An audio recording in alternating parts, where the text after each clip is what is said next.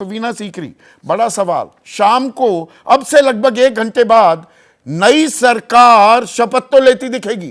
वो अंतरिम सरकार है, निजाम बदल रहा है।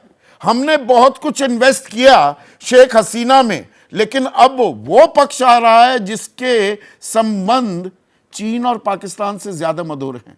ये कितनी बड़ी चुनौती होगी, भारत को क्या करना चाहिए, हम किन चीजों पर नजर खास बनाए हुए दिखाई दे रहे हैं या बनानी चाहिए हमें?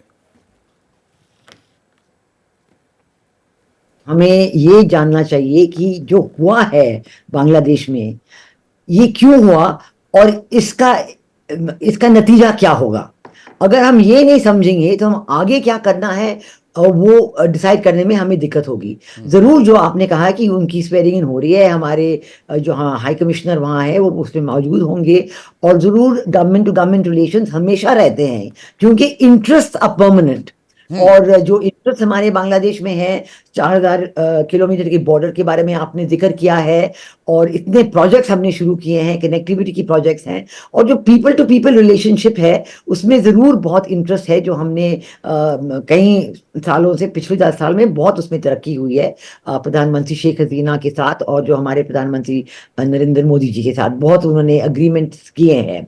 लेकिन ये जो हो रहा है आज बांग्लादेश में, अगर हम आगे हमारे रिश्तों को बढ़ाना चाहते हैं तो आज की डेट में जो हो रहा है उसे समझने की कोशिश है। आज की डेट में बांग्लादेश में आग लगी हुई है, वायलेंस अनाकी है, वहां पे कोई सरकार बिल्कुल है ही नहीं और बड़े रोमांचक तरीके में कह रहे हैं कि ढाका में जो स्टूडेंट हैं वो ट्रैफिक पुलिस को संभाल रहे हैं वगैरह। लेकिन हमें पता है कि जो रूरल एरियाज हैं, कंट्री साइड है बांग्लादेश में, वहाँ हिंदुओं पे अटैक हो रहा है, लिंचिंग हो रही है, रेप हो रहा है, बलात्कार हो रहा है, बहुत कुछ, और इसमें कोई कंट्रोल, किसी का कोई काबू नहीं है।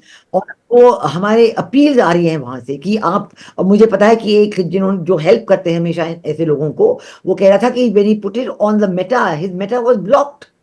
तो वेस्टर्न एजेंसीज जो हैं वो बिल्कुल इस बात को ब्लॉक कर रहे हैं। बीबीसी और एमनेस्टी इंटरनेशनल जो हर एक प्रोटेस्ट के बारे में बड़े बड़े चीजें बताते हैं कि ये ह्यूमन राइट्स वायलेशन है, ये वो जो आज हो रहा है वायलेंस बांग्लादेश में, इसके बारे में कोई भी नहीं आ रहा है और सिर्फ फोकस है कि एक नई सरकार बन रही है। पर वीना जी, एक सेकंड के लिए रोक रहा हूं।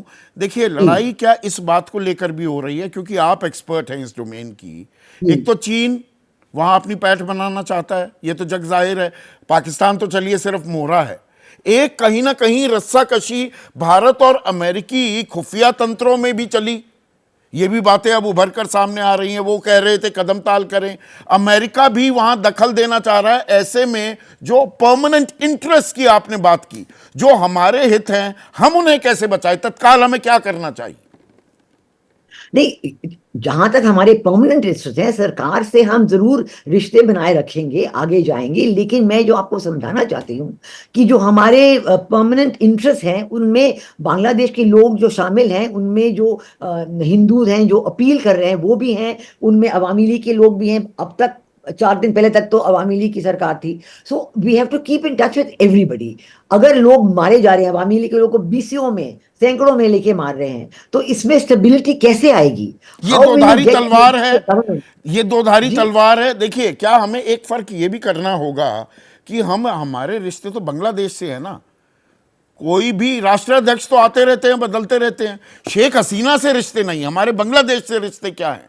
क्या दरअसल ये टाइट रोप वॉक करनी होगी? और इसके अंदर चुनौती बड़ी ये है, जो हिंदू मुसलमान हो गया या जो वहां पर हिंदुओं पर अटैक हो रहे हैं, हेट फिगर उसकी शेख हसीना है और वो इस वक्त भारत की शरण में है। तो थोड़ा सा टेढ़ा मामला बन रहा है कि भारत के लिए नहीं, ट्रिगर तो शेख हसीना को तो नहीं कह सकते। लेकिन इसमें ये बात है, अगर जब परमानेंट इंटरेस्ट की बात आपने की कि जैसे प्रोजेक्ट्स थे बांग्लादेश में, जैसे तीस्ता रिवर का प्रोजेक्ट लिए, तो उसके बारे में चीन बहुत इंटरेस्ट दिखा रहा था कि वो तीस्ता रिवर के प्रोजेक्ट करना चाहते हैं।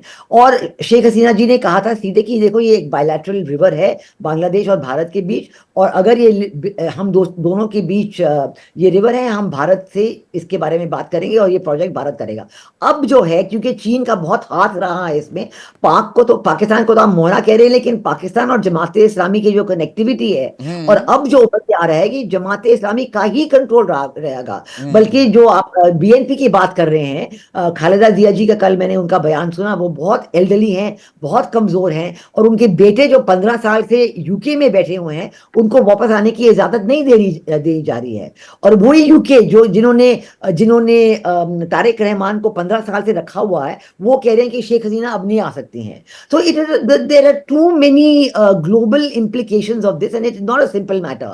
तो now suppose चाइना प्रेशर डालता है, आपको पता होगा कि 3 हफ्ते पहले शेख हसीना चीन गई थी और उनका इतना अपमान किया था जो बहुत अनकैरेक्टरिस्टिक था, और मैं सोच ही रही थी कि क्यों चीन ने ऐसे अपमान किया, क्या वजह थी, और पता चला कि चीन इस रिजीम चेंज के नहीं पीछे था। वही